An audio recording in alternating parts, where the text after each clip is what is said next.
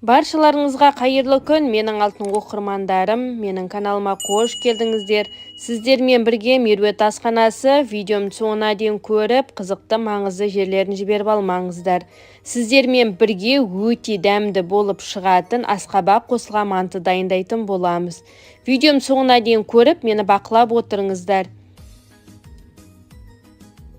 Ыдысымызға 250 граммдай салқын суымызды құйып, үстінен бір қасық тұзымызды салып, бір жұмыртқамызды салып, жақсылап тұрып араластырып аламыз. Осы кезде ұнымызды сетадан өткіземіз. 400-450 граммдай ұн пайдаландым. Ұнымызды салып, жақсылап тұрып қамыр илейтін боламыз.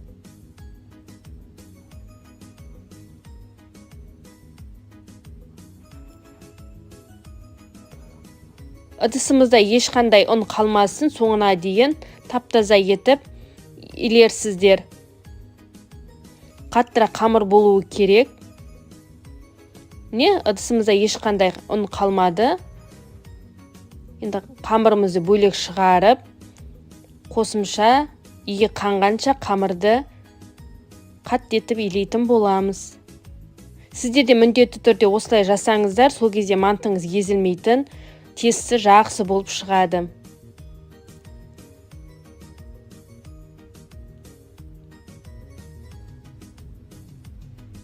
Міне қамырымыз дайын болып қалды.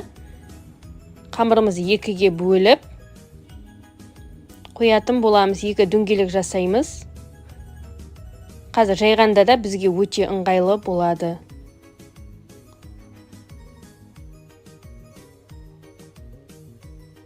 Салапанымызға салып, тұндыруға жібереміз.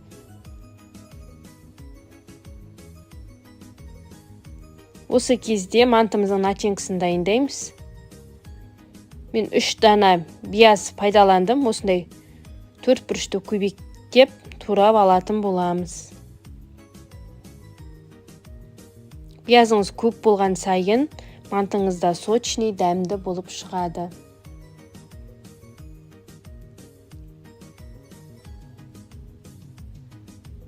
Міне асқабағымызды қабығынан аршып дайындап, бұны да 4 бұрышты бөлікке кішірейтіп турап аламыз. Сіздер манты жасағанда міндетті түрде асқабақты пайдаланыңыздар. Асқабақ мантымызға ерекше дәм береді. Өте пайдалы. Маған тіркелмеген оқырман болсаңыз, маған тіркеліп, лайк бас, комментария жазып қалдырыңыздар. Менің каналым сіздерге өте пайдалы, көп рецепттер бар. Соларды қарап, өз қажеттеріңізге жараған болса, міндетті түрде өз пікірлеріңізді қалдырып кетіңіздер. Менің каналым жас келіншектерге арналады. Аспаздықты сүйетін, жаңа рецепт іздеп жүрген қыз келіншектерге міндетті түрде тіркеліп алыңыздар.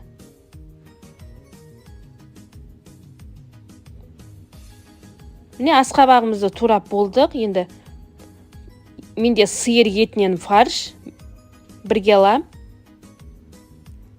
Енді турап алған көкөністерімізді, асқабағымызды, биязымызды салып, үстіне дәміне қарай тұзымызды, қара бұрышымызды салып дайындап аламыз. Жақсылап тұрып, барлығы толық араластырамыз. Міне дайын болды, барлығын араластырып, начинкамызды дайындап қойдық. Енді қамырымыз тыныққан кезде кішкене босансиды. Оны қайтадан ұнның көмегімен қаттырақ қамыр илеп, қолымызбен кішкене дөңгелектеп, жұдырығымызбен басып жібереміз. Қазір оқтаумен жайғанда оңай болу үшін. Барынша түсінікті етіп айтып жатырмын.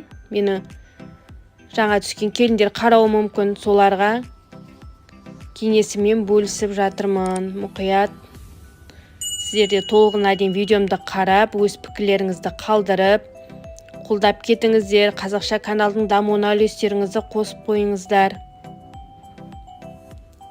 Мен күнде жаңа рецепт салып отырамын. Міндетті түрде мені бақылап қойыңыздар. Міне Инстаграмымды белгілеп кеттім. Міндетті түрде тіркеліп алыңыз. Қамырымызды оқтаудың көмегімен жайып шығамыз. Қатты жұқа болмасын, орташа лап жаямыз. Қамырымыз орташа болуы керек. Қатты жұқарып кетсе де, қазір қамырымыз езіліп кетуі мүмкін.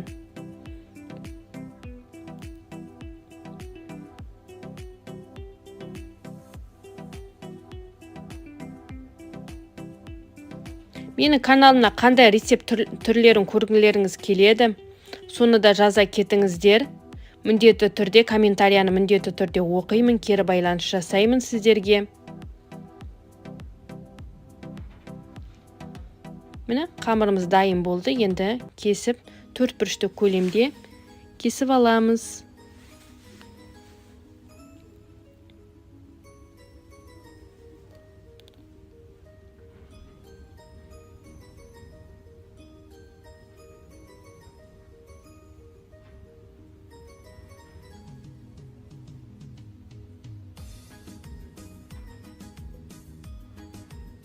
Қамырымызды кесіп болдық. Енді бір қасықтың шамасында жетеді.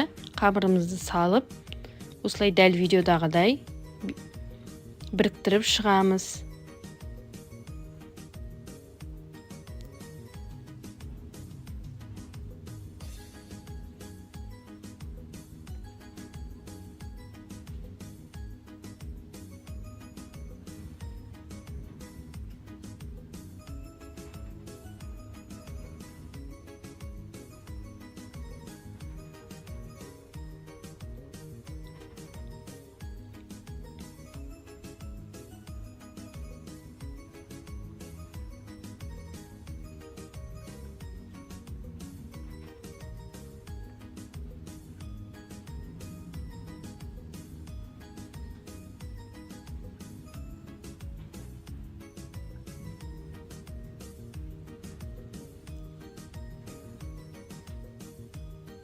Өте дәмді, сочный манты болып шығады.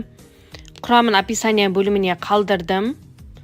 Сол жерден қарап, міндетті түрде жасап, өз пікірлеріңізді қалдырып кетуді ұмытпаңыз. Тіркелмеген оқырман болсаңыз, міндетті түрде тіркеліп, лайк басып, комментария жазып қалдырыңыздар. Мен күнде жаңа рецепттер саламын. Соны бақылап, қарап, мені қолдап жүріңіздер. Міне, табамызды, каскымызды алып, мантының тарелкілеріне сұйық майымызды жағып, мантымызды тегістеп орналастырып шығамыз. Осы кезде суымызды қойып қоямыз. Мантының астында табағына орта бернейді суымызды құйып, газге қайнатамыз қарқылдап тұрып. Или астына ет салсаңыздар да болады, сүйек салсаңыздар да болады. Ол өте дәмді болып шығады сол кезде. Мантымызды орналастырып, бетіне сұйық май жағып шықтым. Кейбір келіншектер айтып жатады, мантымның беті қатып қалады, қалай істесек болады деп. Кейбіреулер салапан жауып пісіріп жатады. Әркімнің әдісі әртүрлі. Мен осындай сұйық май пайдаланамын. Міне, мантымызды салуға жібердік. 45 минутта пісіп шығады. Енді үстіне подливкасын дайындаймын. Мен сәбіз пайдаландым, бір дана бияз. Бізде ондай кісі көп емес, 4 адамдай.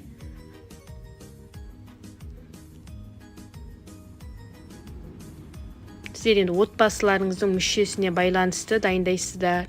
Сұйық майымызды құйып, биязымызды қызарғанша қуырып, үстіне сәбізімізді салып, жақсылап тұрып 5-10 минуттай қуырып аламыз. Одан кейін аз ғана су құйып сақ болады. Дәміне қарай тұзын, бұрышын саламыз. Міне, біздің мантымыз дайын болды. Тәлігімізге салып, дастарқанымызға ұсынамыз. Менің рецептім сіздерге ұнады деген ойдамын. Міндетті түрде тіркеліп, лайк басып, комментария жазып қалдырыңыздар. Міне, менің мантым өте дәмді болып шықты. Ортасы бәрі піскен, қамыры жыртылмаған. Менің рецептіммен жасап көріңіздер. Ас болсын. Баршаларыңызға қайырлы күн. Меруерт асханасының алтын оқырмандары, менің каналыма қош келдіңіздер.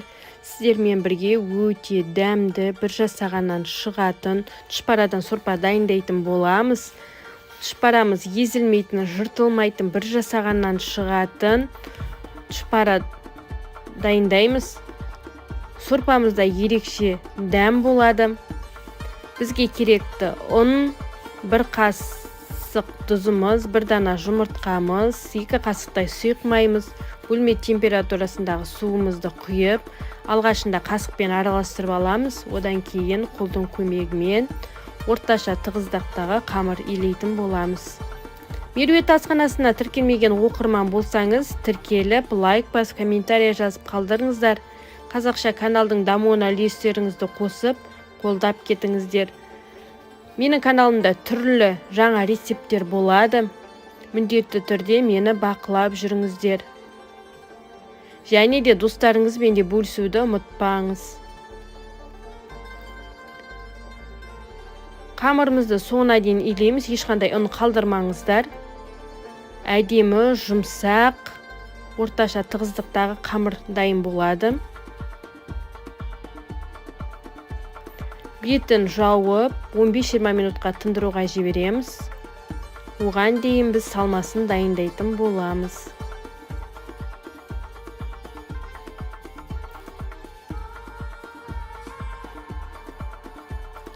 Менде осындай сиыр етінен тартылған ет. 1 дана биязымызды салып, сақтап турап алатын боламыз.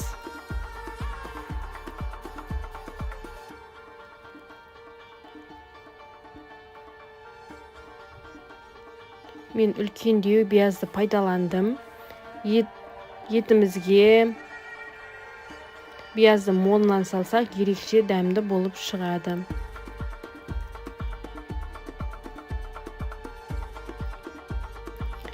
Менің ресейме міндетті түрде жасап, жанұяңызды Меруерт асханасымен бірге қуантып қойыңыз. Менің рецептім сіздерге ұнайды деген ойдамын. Осылай міне биязымызды салғаннан кейін қолдың көмегімен бізде биязымыз бен етіміз бір-бірінен бірігіп, әдемі масса болуы керек. Одан кейін қамырымызды жаюға кірісетін боламыз. Тартылған етіміздің үстіне 1 қасық тұзымызды, бұрышымызды, егер ұнататын болсаңыз, сарымсақты да салсаңыздар болады. Мен 2 тіше сарымсақ салдым. Міндетті түрде жақсылап тұрып, қолдың көмегімен араластырып аласыз. Одан кейін қамырымызды жаюға кірісетін боламыз.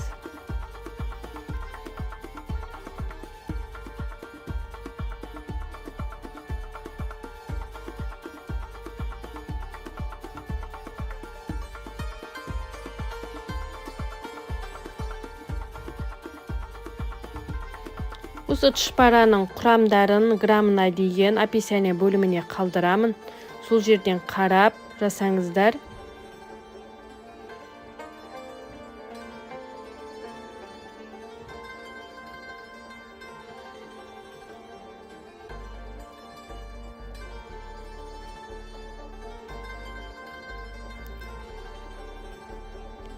Біздің қамырымызда дайын болып қалды. Енді тағы бір елеп жіберіп, одан кейін жаятын боламыз. Алғашында ұннан пайдаланамыз, одан кейін бізге ұнның ешқандай қажеті жоқ. Өзі әдемі болып, біркелкі болып жайылатын болады.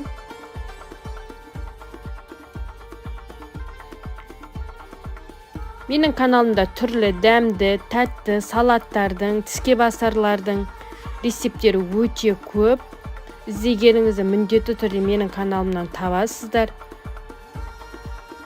Ерекше құрамы қолжетімді тағам іздесеңіз, міндетті түрде менің каналымда бар. Тіркеліп, лайк бас, комментарий жазып қалдырыңыздар. Қазақша каналдың дамуына үлестеріңізді қосып, қолдап жүріңіздер. Алғашында осындай қолдың мен басып алыңыздар. Одан кейін оқтаудың көмегімен дөңгелектеп, 2 шетін баса отырып, жайып шығатын боламыз.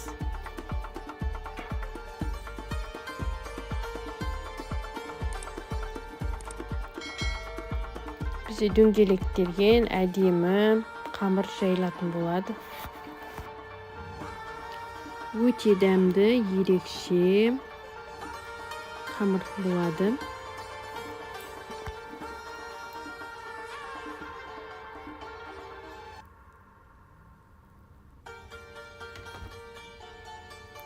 осындай дөңгелектеген әдемі қамыр дайын болады.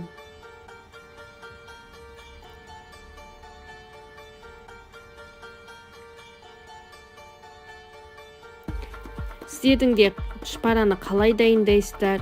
Сол әдісімен де бөлісіп, комментария бөліміне пікірлеріңізді қалдыра кетіңіздер. Сіздердің де жасау тәсілдеріңіз ерекше шығар.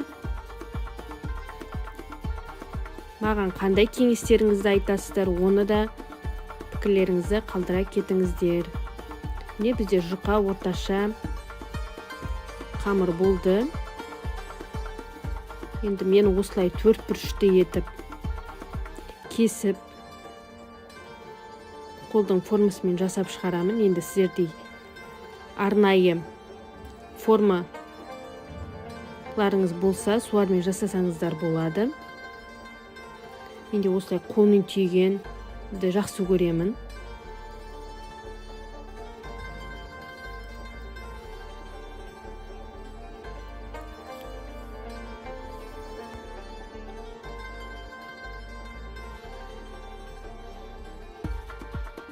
Азғанадан салып, қамырымызды екі жағынан бүктеп, одан кейін үстінен басып шығатын боламыз. Екі жағында басасыздар.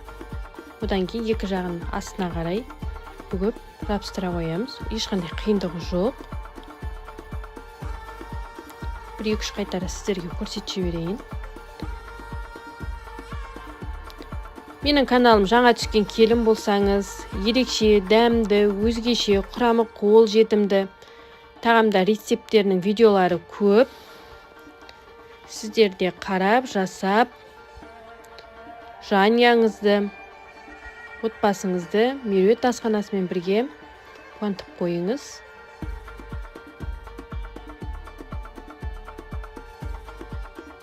Қолмен түйгенің көзге әдемі көрінеді. Қамыры да тегіз, сыртылмайтын, езілмейтін, бір қалыпта пісіп шығатын болады. Сорпаларыңыз осы рецептпен жасаңыздар. Көп уақыттарыңызды да алмайды.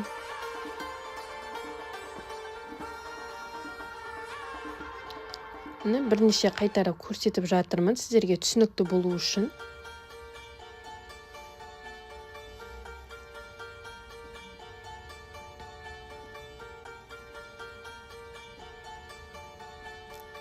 Сіздер де осындай рецептпен жасап, тоңазытқышқа қатырып қойсаңыздар болады.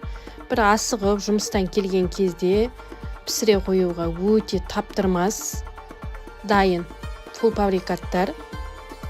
Немесе үйде отқан ана болсаңыз, міндетті түрде дәл осы рецептпен жасап, салапаныңызға өлшеп салып, логотипіңізді жабыстырып, дүкен сөрелеріне, дүкендерге өткізсеңіз, өте керемет табыс көзі болады. Енді сорпамызды дайындай алатын боламыз.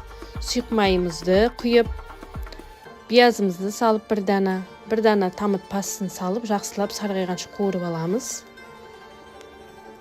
Одан кейін менде тоңазытқышта қатырылған тәтті бұрышымыз бар. Соны салдым, ерекше дәм беру үшін сорпамызға. Енді қайнап тұрған ыстық суымызды құйып, татымына қарай тұзымызды, бұрышымызды, дәмдеуіштерімізді салып, әдемі дәмді сорпа дайындап алатын боламыз.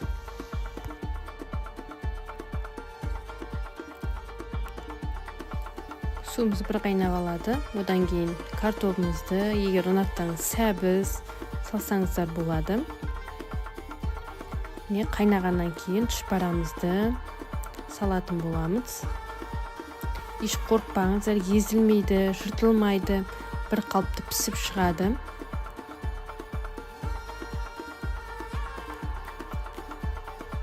Осындай бір салапан көлемін пісіріп алдым. Қалған екінші салапанға салып, тоңазытқышқа сақтап қойдым.